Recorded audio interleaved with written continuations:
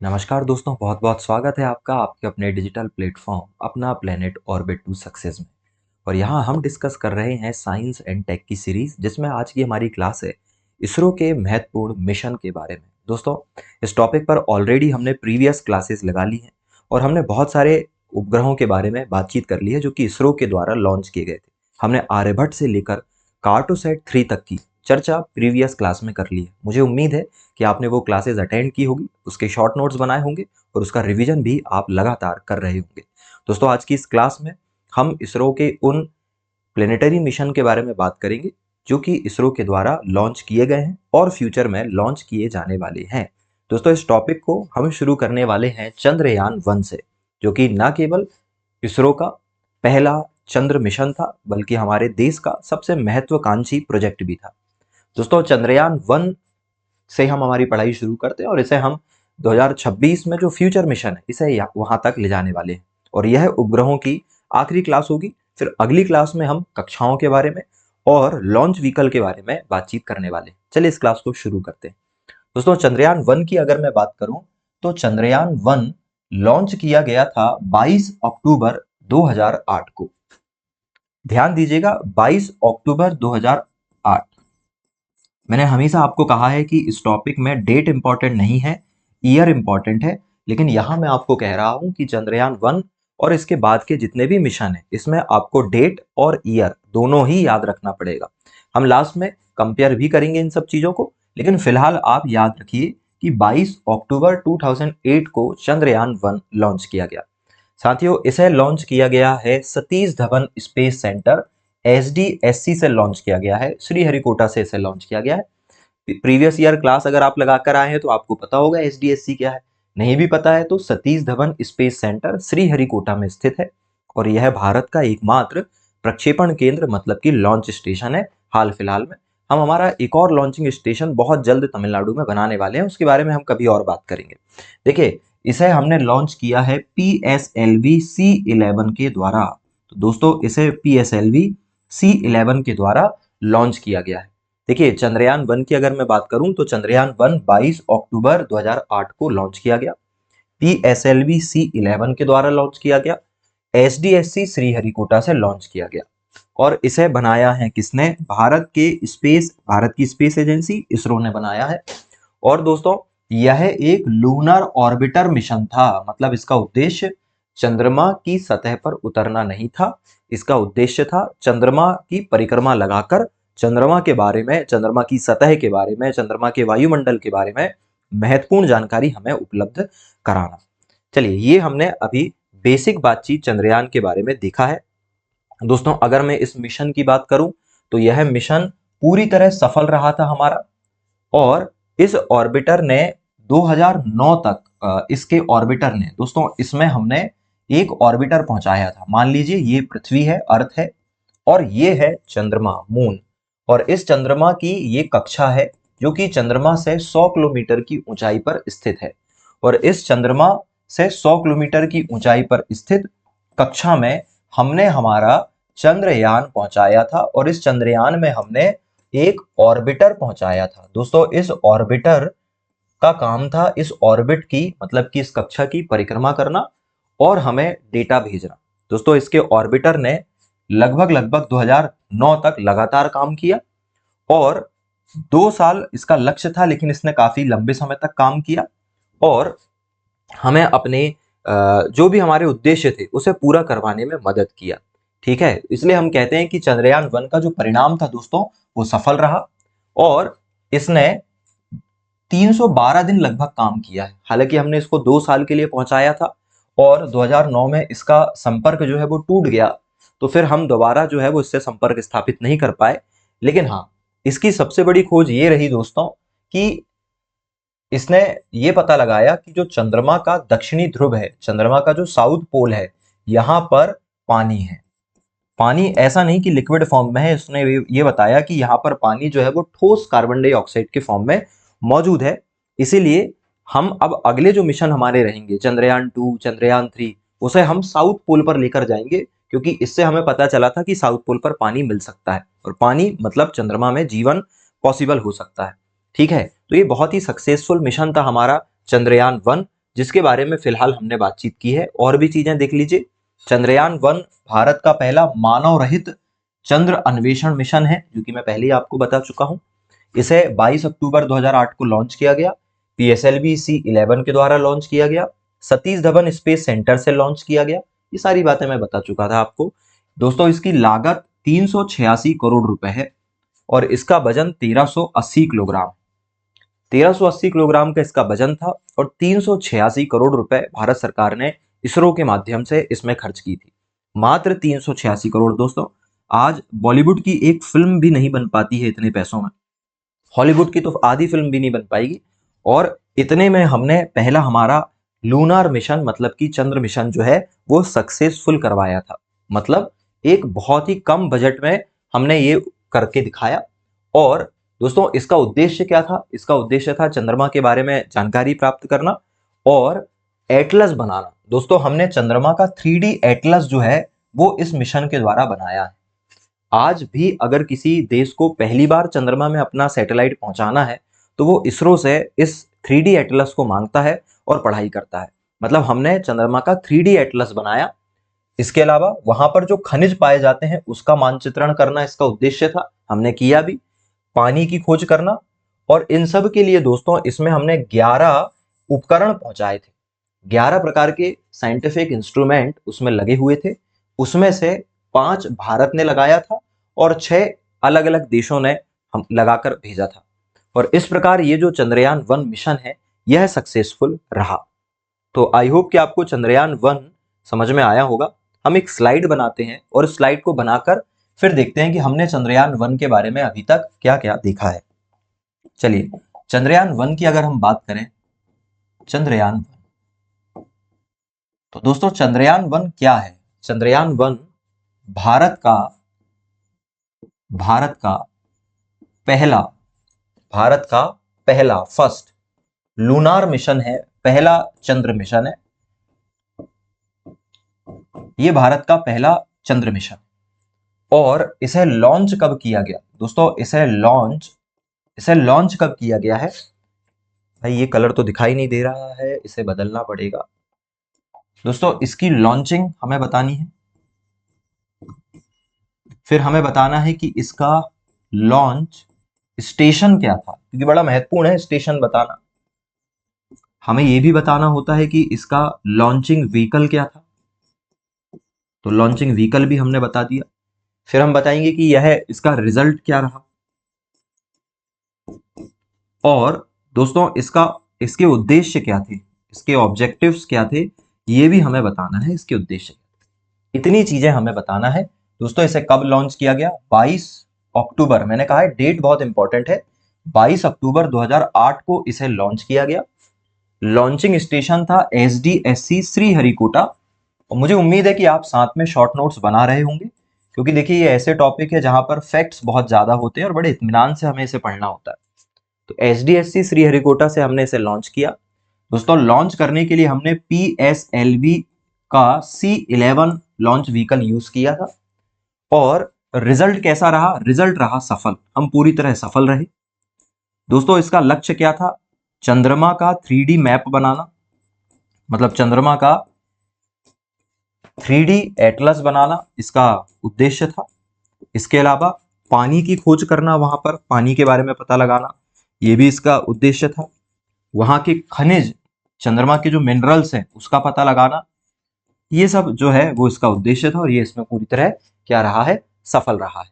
कुछ और भी बातें हैं दोस्तों जो हम मेंशन यहां पर कर सकते हैं। अगर हम इसके बजट की बात करें, क्योंकि बजट बहुत महत्वपूर्ण है, हमने बहुत कम पैसों में इसे पहुंचाया, तो 386 करोड़ रुपए केवल इसका बजट था। और वजन की बात करें तो इसका वजन 1380 किलोग्राम था, जो कि बहुत ज्यादा महत्वपूर्ण नहीं है, आपसे एग्जाम में नहीं पूछा जाएगा। और दोस्तों, 2 साल के लिए हमने इस मिशन को पहुंचाया था, लेकिन ये 312 दिन ही काम कर पाया। उसके बाद ये काम तो कर रहा था लेकिन हमारा कनेक्शन इससे टूट गया। तो भी हम मानते हैं कि ये सफल रहा, क्योंकि इसने अपने सारे ऑब्जेक्टिव 312 दिनों में ही पूरे कर दिए थे। तो ये था दोस्तों चंद्रयान 1। जल्दी से इसे देखिए, फिर हम अगले मिशन की तरफ आगे बढ़ने वाले।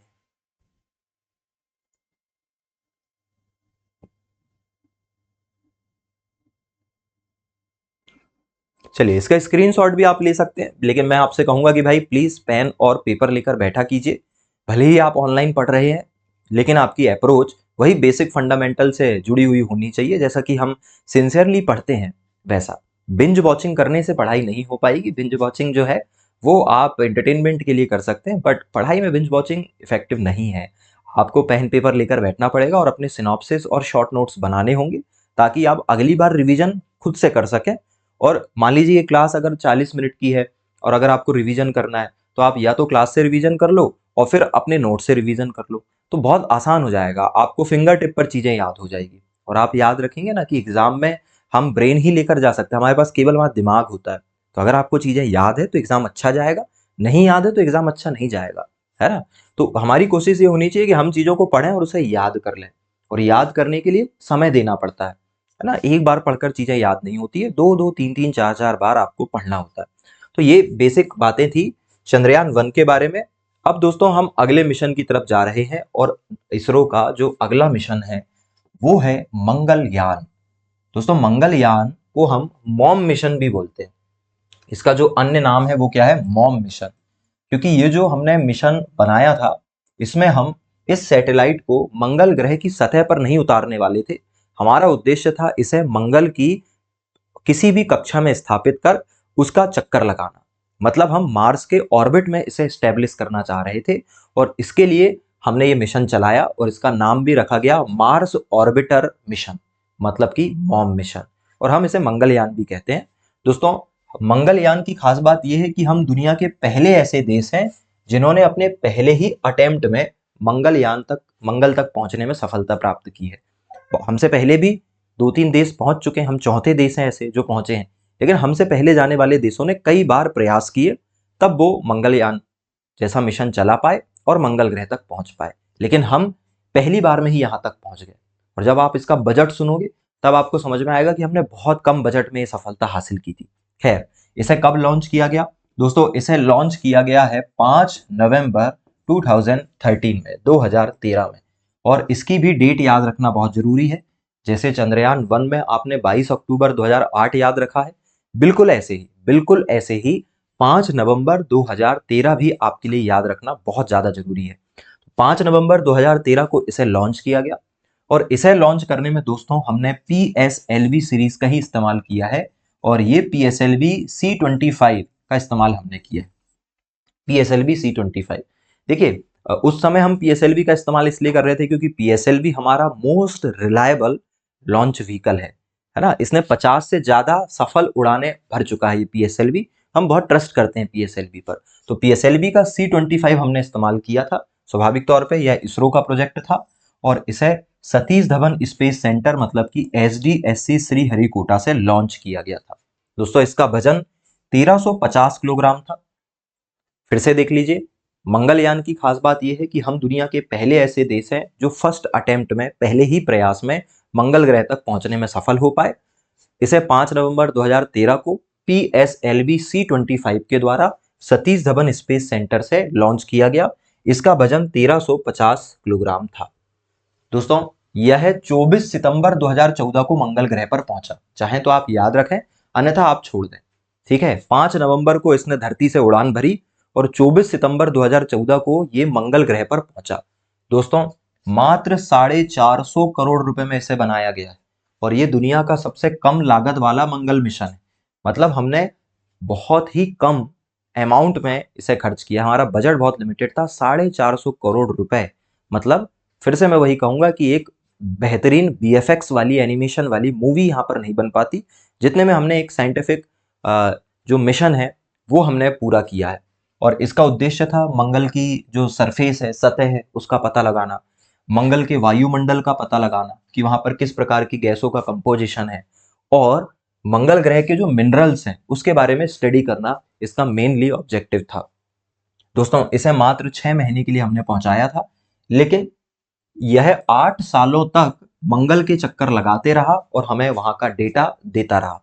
मतलब यह सफलतम था, बहुत ही सक्सेसफुल मिशन रहा हमारा। उपलब्धि यह है दोस्तों कि हम पहले ही प्रयास में मंगल पर पहुंचने वाले दुनिया के पहले देश हैं। और ओवरऑल देखा जाए तो हम चौथे ऐसे देश हैं जो मंगल पर पहुंचे। हमसे पहले अमेरिका पहुंच चुका है, यूएसएसआर पहुंच चुका है, मतलब रसिया, और यूरोपियन स्पेस एजेंसी भी हमसे पहले मंगल ग्रह पर पहुंच चुकी है। हम भारत चौथा ऐसा देश है जो मंगल ग्रह पर पहुंचा। लेकिन याद रखिएगा, हमसे पहले पहुंचने वाले देश पहले प्रयास में नहीं पहुंचे थे। हम फर्स्ट अटेम्प्ट में पहुंचने वाले दुनिया के इकलौते देश हैं अभी तक, या फिर आगे चलकर हम पहले देश कहलाएंगे। और इसने मंगल ग्रह की तस्वीरें खींचकर हमें भेजी, वहां का डेटा भेजा, और पूरी तरह कैसा रहा, ये सफल रहा। ये मंगलयान की खास बात है। चलिए, अभी तक हमने जो भी देखा उसे भी हम एक स्लाइड में बनाते हैं ताकि आपको चीजें बेहतर तरीके से याद हो जाए। दोस्तों, मंगलयान की हम बातचीत कर रहे हैं, और मंगलयान को क्या कहा जाता है? मॉम मिशन भी कहा जाता है, Mars orbiter mission. Mars orbiter mission इसे कहा जाता है। और इसके बारे में हमें क्या क्या देखना है भाई? बहुत सारी चीजें इसके बारे में हमें देखनी है, जल्दी से देखते हैं। चलिए दोस्तों, सबसे पहले हमें इसके बारे में देखना है कि इसकी लॉन्चिंग कब हुई है, लॉन्च कब हुआ है। फिर हमें देखना है कि इसका लॉन्च व्हीकल क्या था, इसका लॉन्च व्हीकल क्या था। ये कॉमन चीजें है ना जो हमें हर बार देखनी पड़ती है। तो मैंने आपको पहले ही बताया था कि ये तो आपको हर बार देखना पड़ेगा। लॉन्चिंग स्टेशन क्या था इसका, ये भी हमने देख लिया। इसके अलावा हम ये देखेंगे कि इसके ऑब्जेक्टिव क्या थे, क्या इसके उद्देश्य थे, और इसका रिजल्ट क्या रहा, इसका परिणाम क्या रहा, ये हमें देखना है। और फिर हम कुछ अन्य बातों पर बात करेंगे। यहां पर हम उपलब्धियों पर बातचीत कर लेंगे कि इसकी उपलब्धि क्या क्या है, उपलब्धियां, और अन्य तथ्य पर भी बातचीत हम यहां पर कर लेंगे। अदर फैक्ट्स हम यहां देख लेंगे, अदर फैक्ट्स। चलें दोस्तों, इसको हम फिल करते हैं। देखिए, मंगलयान की अगर हम बात करें तो मंगलयान जो है इसे 5 नवंबर 2013 को लॉन्च किया गया, और लॉन्चिंग व्हीकल जो है वो PSLV C-25 हमने इस्तेमाल में लाया है। लॉन्चिंग स्टेशन क्या था? सतीश धवन स्पेस सेंटर श्रीहरिकोटा था। इसका उद्देश्य था दोस्तों मंगल की कक्षा का चक्कर लगाना, सतह और वायुमंडल का अध्ययन करना। क्योंकि हमें लगता है कि मंगल में भी जीवन हो सकता है, इसीलिए। रिजल्ट क्या रहा? रिजल्ट पूरी तरह सफल रहा दोस्तों, क्योंकि ये जो प्लान इसे हमने पहुंचाया था 6 महीने के लिए, 6 मंथ के लिए हमने पहुंचाया था, पर ये चला कितना? 8 साल तक ये सक्रिय रहा, एक्टिव रहा। इसलिए हम कह रहे हैं कि बहुत ज्यादा सफल रहा। और उपलब्धियों की अगर हम बात करें कि भाई इसकी क्या क्या उपलब्धियां थी, तो दोस्तों उपलब्धियां, पहली तो उपलब्धि ये है कि हम प्रथम प्रयास में पहुंचे। प्रथम प्रयास में पहुंचने वाला पहला देश है भारत। भारत पहला देश है जो फर्स्ट अटेम्प्ट में पहुंचा है। ठीक है, तो ये इसकी उपलब्धि है भाई। अदर फैक्ट्स की बात करें दोस्तों तो इसका बजट जो है वो मात्र कितना है? 450 करोड़ रुपए है। और अगर हम इसके वजन की बात करें तो 1350 किलोग्राम इसका वजन है। और यह मंगल पर कब पहुंचा? मंगल की कक्षा में, मंगल की कक्षा में पहुंचा है दोस्तों। ये कब? 14 सितंबर 2014 को। ये खास बातें मंगल ग्रह के बारे में है, सॉरी मंगलयान के बारे में है। जल्दी से इसे भी देख लीजिए और फिर हम आगे की तरफ बढ़ेंगे।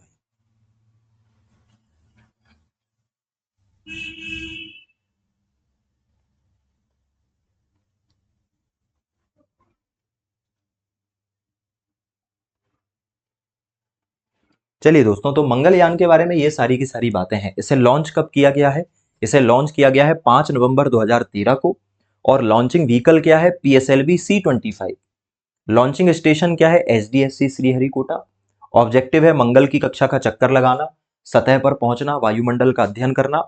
और रिजल्ट सफल रहा क्योंकि हमने इसे 6 मंथ के लिए लॉन्च किया था, और यह 8 सालों तक क्या रहा है? सक्रिय रहा है। उपलब्धि की बात करें तो हम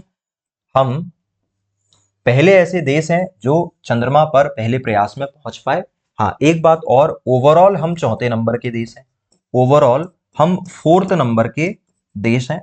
सबसे पहले पहुंचा है कौन? यूएसए, फिर पहुंचा है कौन? यूएसएसआर, और फिर उसके बाद यूरोपियन स्पेस एजेंसी, देन फिर हमारा नंबर आता है। ये भी एक इंपॉर्टेंट बात है फैक्ट्स के बारे में। अदर फैक्ट्स की अगर हम बात करें तो अदर फैक्ट्स में बजट जो था इसका, ये 450 करोड़ था, वजन 1350 किलोग्राम था, और मंगल की कक्षा पर 14 सितंबर 2014 को ये पहुंचा है। दोस्तों, अभी तक हम 2 मिशन के बारे में देख चुके हैं।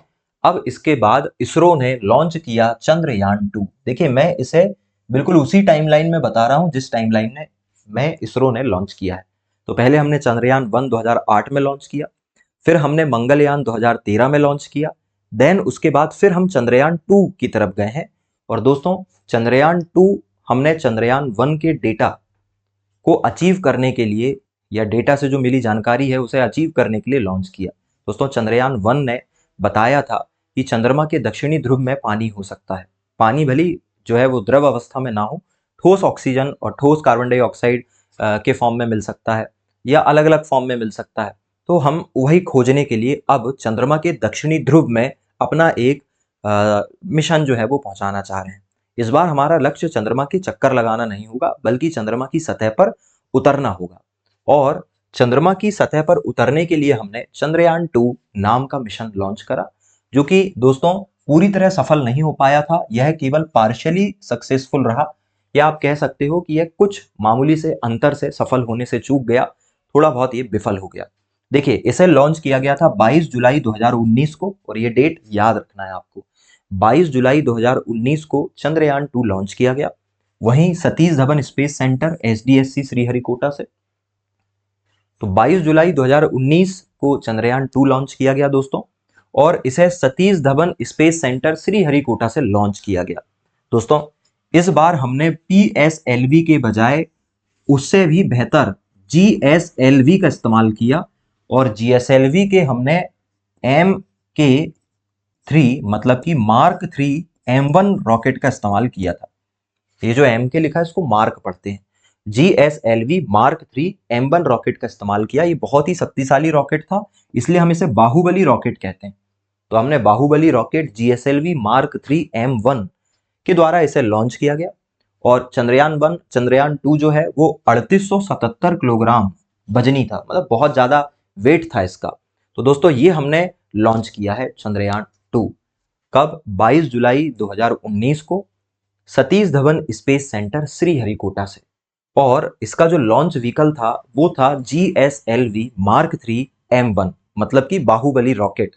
और इसका वजन कितना था? 3877 किलोग्राम इसका वजन था। आगे की बातचीत करते हैं दोस्तों। चंद्रयान 2 का जो मुख्य उद्देश्य था वो था चंद्रमा का जो दक्षिणी ध्रुव है वहां पर सॉफ्ट लैंडिंग करना। सॉफ्ट लैंडिंग का मतलब ये होता है कि जब आप चंद्रमा में किसी भी सैटेलाइट को उतारोगे तो चंद्रमा का गुरुत्वाकर्षण भी उस पर काम करेगा। उस गुरुत्वाकर्षण के साथ एडजस्ट करके धीरे धीरे लैंड करना, प्रॉपरली सतह पर उतरना सॉफ्ट लैंडिंग कहलाता है। और अगर लैंडिंग सॉफ्ट नहीं होती है तो फिर क्रैश हो जाती है चीजें, उसे हम कहते हैं हार्ड लैंडिंग। तो ये जो सॉफ्ट लैंडिंग है ये करना हमारा उद्देश्य था चंद्रमा के साउथ पोल पर। दोस्तों, ये बहुत ही टफ है। चंद्रमा का साउथ पोल यहाँ धरती पर बैठकर दिखाई नहीं देता, ये अपोजिट डायरेक्शन में है, और इस वजह से वहां पर चीजों को ऑपरेट करना कठिन है।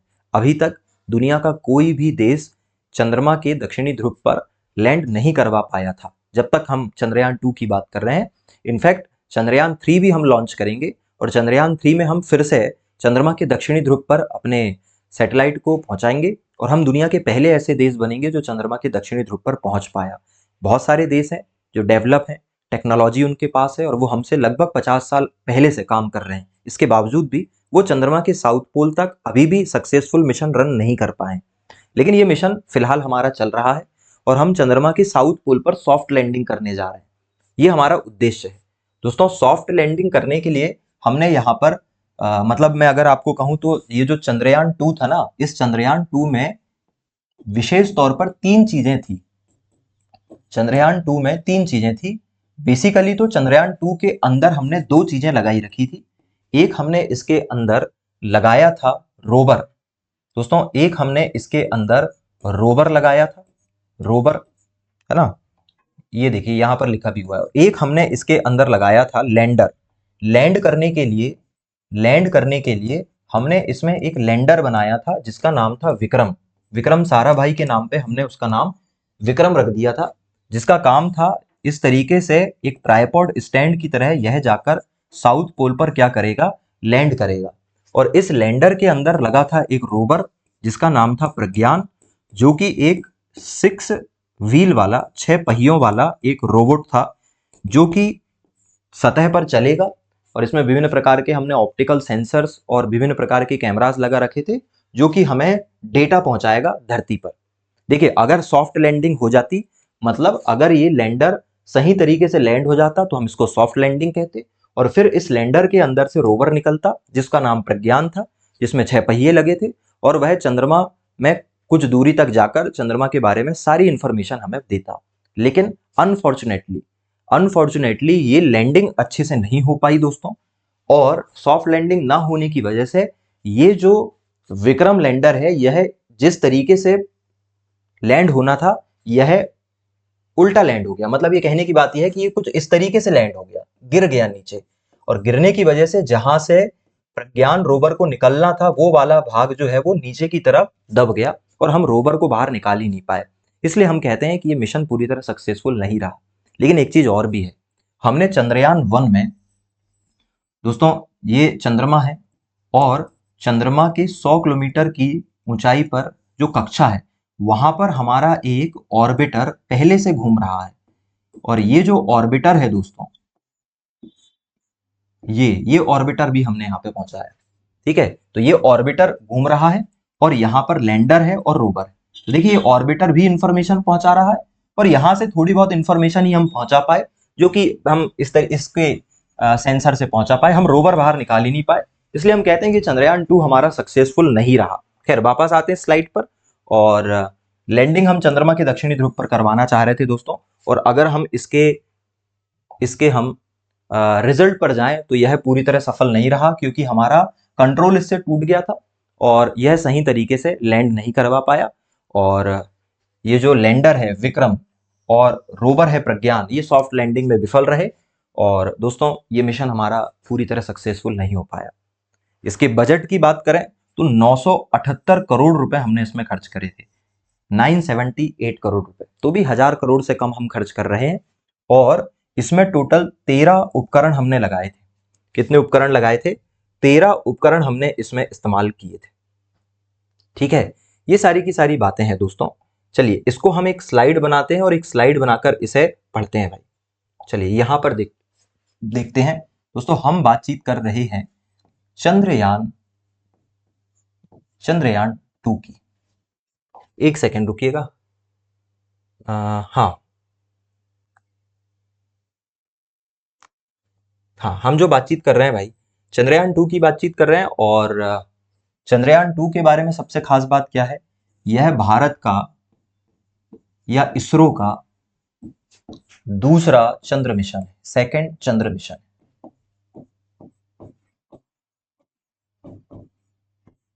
चलिए, और बेसिक बातें हमें वही सब देखनी है।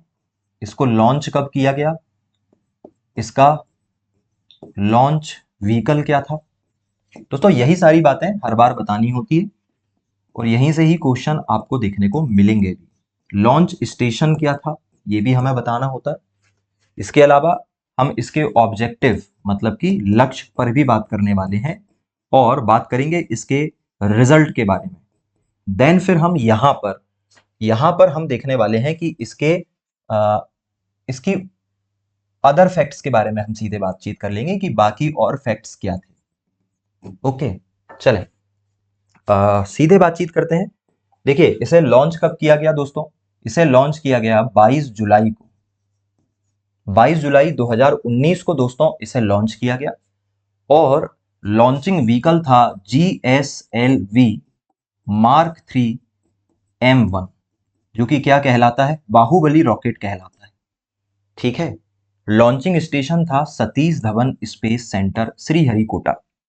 ऑब्जेक्टिव था चंद्रमा के ऑब्जेक्टिव था चंद्रमा के साउथ पोल पर, मतलब कि दक्षिणी ध्रुव पर सॉफ्ट लैंडिंग करना। और अगर हम सॉफ्ट लैंडिंग करते हैं तो फिर हम वहां पर बाकी चीजें कर पाएंगे जो कि चंद्रयान 1 से हमने पता की थी। दोस्तों रिजल्ट क्या रहा? दोस्तों इसका जो रिजल्ट है यह पूरी तरह सफल नहीं हो पाया, केवल आंशिक सफलता हमें मिली। पार्शियली तौर पर हम क्या हो पाए? सफल हो पाए। क्यों हो पाए? क्योंकि सॉफ्ट लैंडिंग नहीं हो पाई। दोस्तों सॉफ्ट जो लैंडिंग है वो नहीं हो पाई। सॉफ्ट लैंडिंग ना होना वजह था, ठीक है। और अदर फैक्ट्स की अगर हम बात करें तो इसका बजट कितना था? दोस्तों इसका बजट था 978 करोड़ रुपए, ठीक है। और इसमें इसके घटक की अगर हम बात करें, इसमें कौन कौन से कंपोनेंट थे, तो दोस्तों इसमें हमने एक ऑर्बिटर पहुंचाया था, इसमें हमने एक लैंडर लगाया था, और इसमें हमने एक रोवर लगाया था। लैंडर का नाम विक्रम था और रोवर का नाम प्रज्ञान था। ये सारी की सारी चीजें हमने जो है वो चंद्रयान 2 में लगाई हुई थी। ये बेसिक बातचीत थी भाई चंद्रयान 2 की, ठीक है। हाँ एक चीज और, इसमें टोटल दोस्तों उपकरण जो है वो 13 प्रकार के उपकरण हमने इसमें लगाए थे। उपकरणों की संख्या कितनी थी? 13। ये खास बात है भाई चंद्रयान 2 की। और दोस्तों चंद्रयान 2 भले ही पूरी तरह सफल नहीं हो पाया, लेकिन बहुत सारी इंफॉर्मेशन इसने हमें प्रोवाइड की, और यही कारण है कि अगली बार जब हम चंद्रयान 3 पहुंचाएंगे तो हम सफल हो जाएंगे, क्योंकि इससे होने वाली जो भी इस दौरान होने वाली सारी गलतियों को हम सही तरीके से पॉइंट आउट कर पाए। तो दोस्तों अगला जो हमारा मिशन है वो है चंद्रयान 3। क्या है? चंद्रयान 3। लेकिन उसके पहले स्लाइड को एक बार और देखो आप। चंद्रयान 2 भारत का दूसरा चंद्र मिशन, लॉन्च किया गया 22 जुलाई 2019 को। लॉन्चिंग व्हीकल है GSLV Mark 3 M1, और लॉन्चिंग स्टेशन है Satish Dhawan space centre Sriharikota. Objective है चंद्रमा के साउथ पोल पर पहुंचना, सॉफ्ट लैंडिंग करना। रिजल्ट आंशिक तौर पे सफल, हम विफल नहीं बोल सकते इसको, क्योंकि इसने बहुत सारी इंफॉर्मेशन पहुंचाई है। इनफैक्ट इसका ऑर्बिटर जो है वो तो सक्सेसफुली घूम रहा था चंद्रमा के चारों तरफ। तो जब हम अगली बार चंद्रयान 3 पहुंचाएंगे ना, तो हम उसमें अब ऑर्बिटर नहीं डालेंगे, क्योंकि ऑर्बिटर तो पहले से ही घूम रहा है, ठीक है। तो चंद्रयान 3 में हमने ऑर्बिटर नहीं पहुंचाया, ऑर्बिटर चंद्रयान 2 का ही काम आ जाएगा। इनफैक्ट जब आपने, अगर किसी ने देखा होगा चंद्रयान 3 की लॉन्चिंग, तो आप देखोगे चंद्रयान 3 को हमने लैंड करने से पहले चंद्रमा की कक्षा पर ऑर्बिटर के साथ कनेक्ट किया था, है ना। और वो पहला चैलेंज था हमारे लिए जो हम कर पाए थे पूरा। खैर, और इसमें हमने 13 प्रकार के उपकरणों को जो है वो लगाया था। इसकी भी आप एक बार या तो फोटो ले लीजिए या फिर जल्दी से इसे नोट डाउन कर लीजिए या रिवाइज कर लीजिए, देन फिर हम चंद्रयान 3 की बातचीत करते हैं।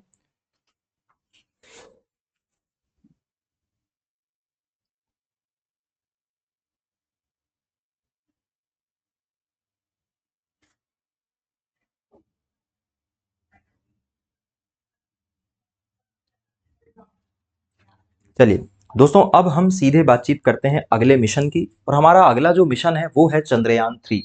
दोस्तों चंद्रयान 3 की खास बात यह है कि हम चंद्रमा के दक्षिणी ध्रुव पर पूरी तरह सॉफ्ट लैंडिंग करने में सफल हुए, और हम दुनिया के पहले देश हैं जो चंद्रमा के दक्षिणी ध्रुव पर पहुंच पाए, ठीक है। तो दोस्तों चंद्रयान 3 भारत का तीसरा चंद्र मिशन है, और इसे 14 जुलाई को लॉन्च किया गया है। कब लॉन्च किया गया है? 14 जुलाई 2023 को लॉन्च किया गया। देखिए मैं आपसे ये पूछ रहा हूं कि हमने अभी तक टोटल 3 चंद्रयान लॉन्च करे हैं, पहला, दूसरा और ये तीसरा।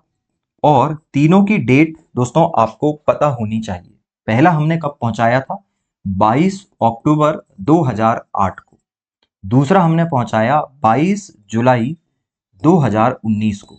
और दोस्तों तीसरा हमने पहुंचाया 14 जुलाई 2023 को। ये तीनों जो डेट और ईयर है ये इंपॉर्टेंट है आपके लिए। और दोस्तों इसने लैंडिंग कब की? क्योंकि पूरी तरह सफल लैंडिंग रही, तो इसने लैंडिंग करी है चंद्रमा की सतह पर 23 अगस्त 2023 को। देखिए 14 जुलाई को हमने इसे पृथ्वी से छोड़ा, और यह 23 अगस्त को कहां पहुंच गया? चंद्रमा की सतह पर। और 23 अगस्त को शाम को 6:04, शाम को 6:04 में दोस्तों इसने क्या किया, इसने सॉफ्ट लैंडिंग कर ली और इस प्रकार हम दुनिया के पहले देश बने जो चंद्रमा के दक्षिणी ध्रुव पर पहुंच पाए। ये उस समय की लाइव इमेज है जो पहली बार हमें दिखाई गई थी। और इसे हमने किस लॉन्च व्हीकल से पहुंचाया दोस्तों, हमने इसे पहुंचाया है LVM-3M4 से। अब ये LVM क्या है दोस्तों, GSLV मार्क 3 के आगे की सीरीज कहलाती है लॉन्च व्हीकल मार्क 3M4। हमने वहां पर GSLV मार्क 3M1 का इस्तेमाल किया था पिछले वाले में। यहां पर हम GSLV का नाम बदल गया है, लॉन्च व्हीकल मार्क 3M4 नाम के रॉकेट से हमने इसे पहुंचाया। सतीश धवन स्पेस सेंटर से लॉन्च किया था, SDSC से लॉन्च किया था और चंद्रमा के दक्षिणी ध्रुव पर हमने इसे लैंड किया और इसका कुल वजन 3900 किलोग्राम था। इसका कुल वजन कितना था, 3900 किलोग्राम। और दोस्तों ध्यान रखिएगा, जिस बिंदु पर दक्षिणी ध्रुव पर हमने जहां इसे उतारा है उस पॉइंट का नाम हमने रख दिया है शिव शक्ति पॉइंट। दोस्तों वह बिंदु जहां पर चंद्रयान 3 ने सॉफ्ट लैंडिंग की थी उसे क्या कहा जाता है, उसे शिव शक्ति पॉइंट कहा जाता है। तो ये सारी की सारी बातें हैं किसके बारे में, चंद्रयान 3 के बारे में। चलिए एक स्लाइड हम बना रहे हैं, देन फिर बातचीत करते हैं।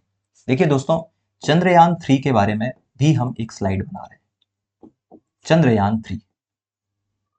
और खास बात क्या है दोस्तों, यह है इसरो का यानी कि भारत का तीसरा क्या है, चंद्र मिशन। दोस्तों यह है भारत का तीसरा चंद्र मिशन, सही है। और अगर हम इसके बारे में वही बेसिक बातचीत करें कि भाई इसकी लॉन्चिंग कब हुई, ये भी हमें देखना है। दूसरा हमें देखना है कि इसका लॉन्च स्टेशन क्या था।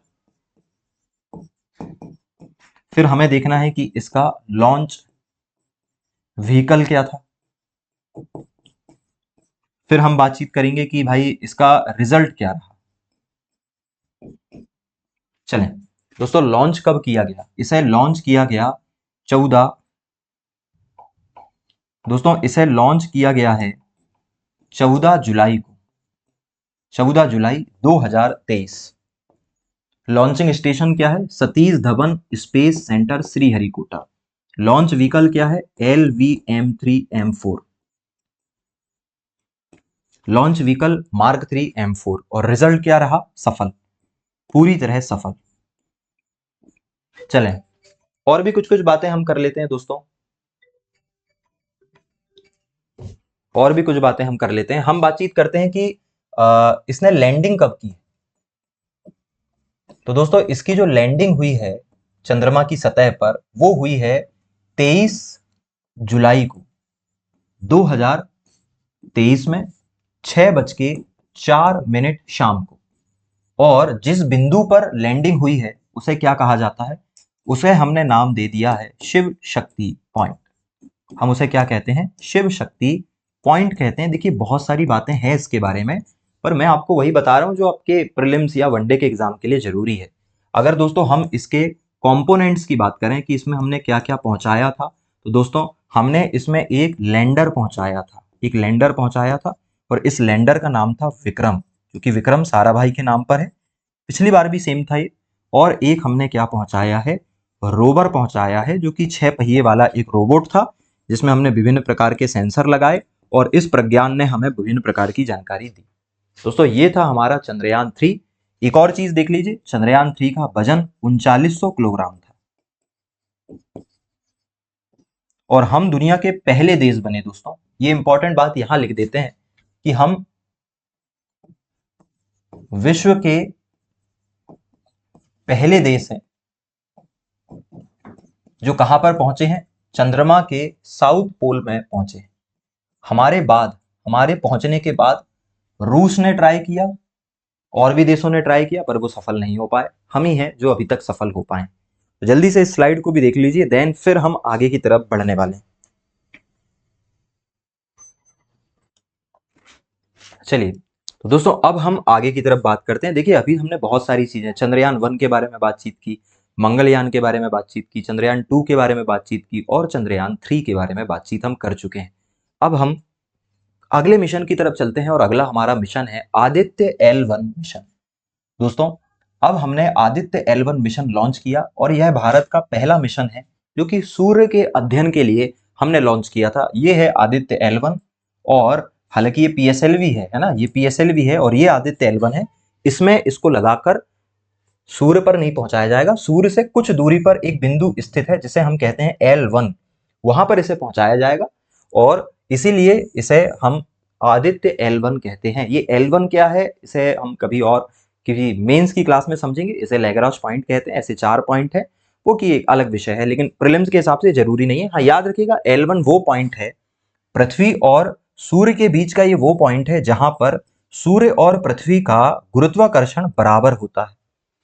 L1 वो पॉइंट है दोस्तों जहां पर सूर्य और पृथ्वी एक दूसरे को बराबर बल लगाकर खींच रहे हैं।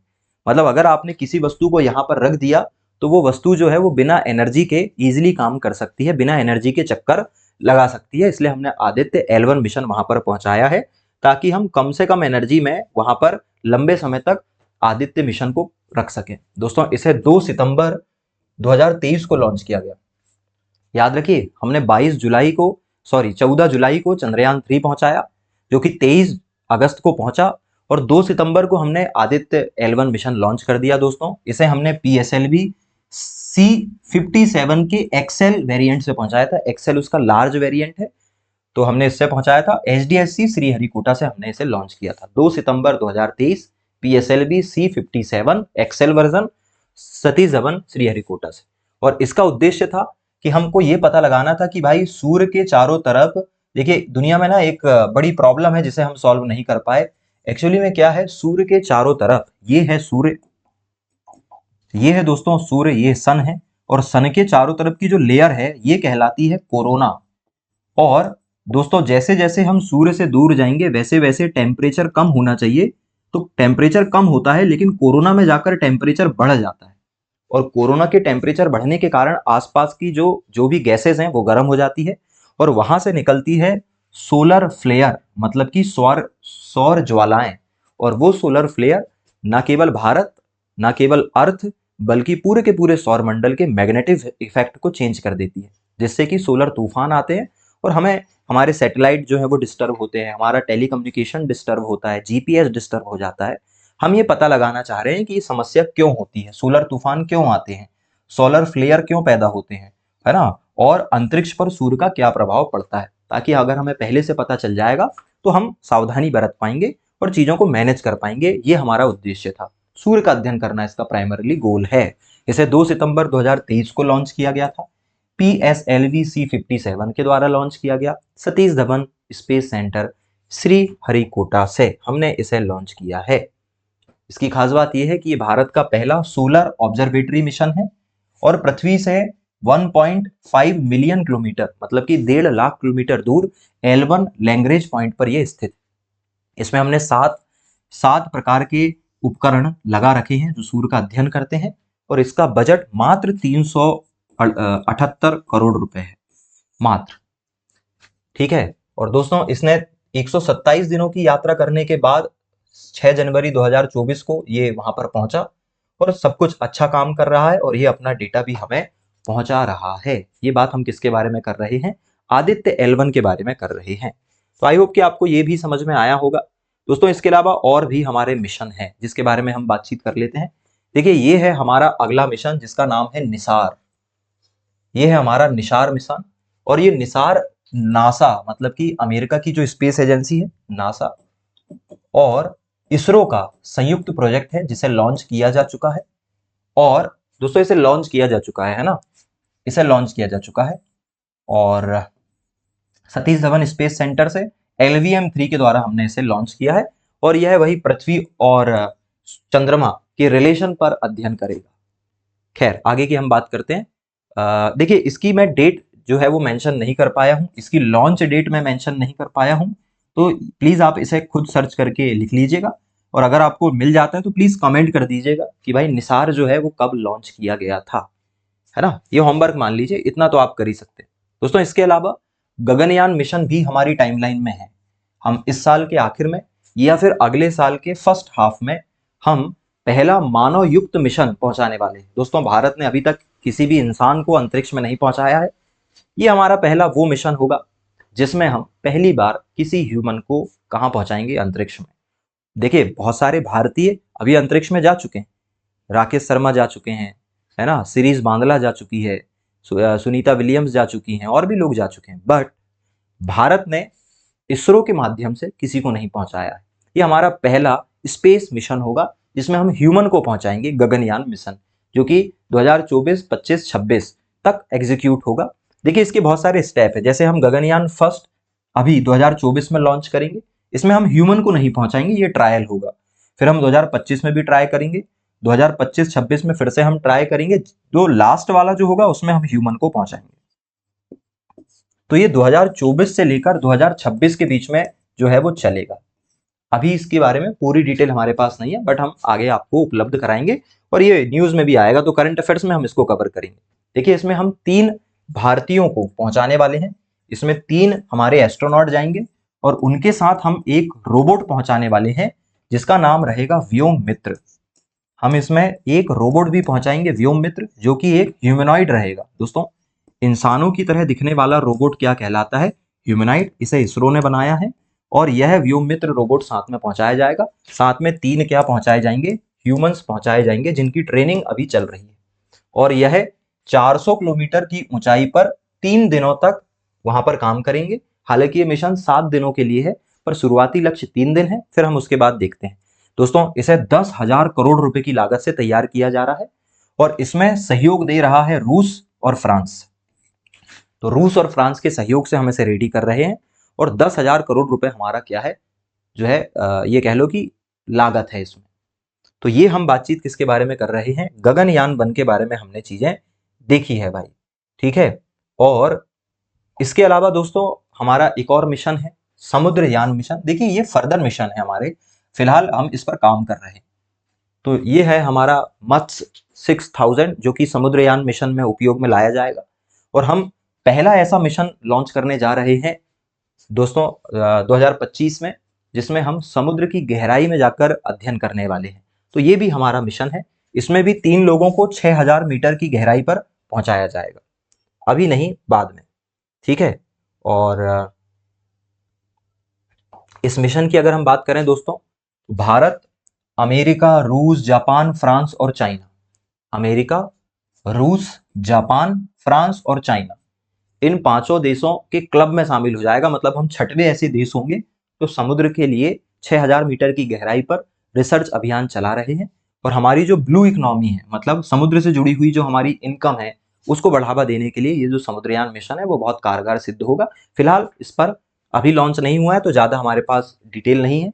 हाँ, इसका बजट 4077 करोड़ रुपए है और 2026 तक हम इसे करने वाले हैं। तो गगनयान और समुद्रयान 2026 तक एग्जीक्यूट होंगे सही तरीके से। उसमें 10,000 और इसमें 4077 करोड़ रुपए हमने खर्च किया है। दोस्तों, इसके अलावा हमारा एक मिशन और भी है, शुक्रयान मिशन, जो कि शुक्र ग्रह पर, मतलब कि वीनस के लिए होगा। और यह 2031 में हम सही तरीके से पहुंचा पाएंगे। फिलहाल हमारा लक्ष्य 2024 था, लेकिन अब इसे पोस्टपोन कर दिया गया है और तब देखते हैं क्या होती है चीजें।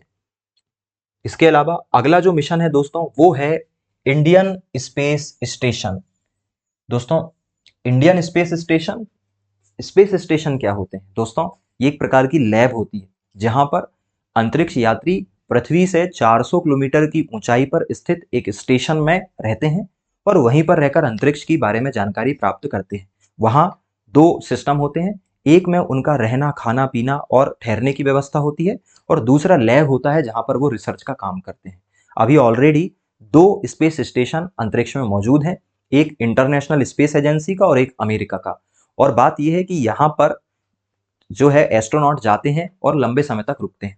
लेकिन भारत और भारत जैसे जितने भी ऐसे देश हैं जो अभी डेवलपिंग कंडीशन में है, इन्हें वहां पर लंबी वेटिंग का इंतजार करना पड़ता है, क्योंकि ऑलरेडी वहां पर लिमिटेड सीट्स हैं और विकसित देश, क्योंकि उन्होंने वहां पैसा लगाया है, तो वही वहां पर अपने अंतरिक्ष यात्रियों को बहुत लंबे समय तक रखते हैं और हमें पर्याप्त मौका नहीं मिल पाता है।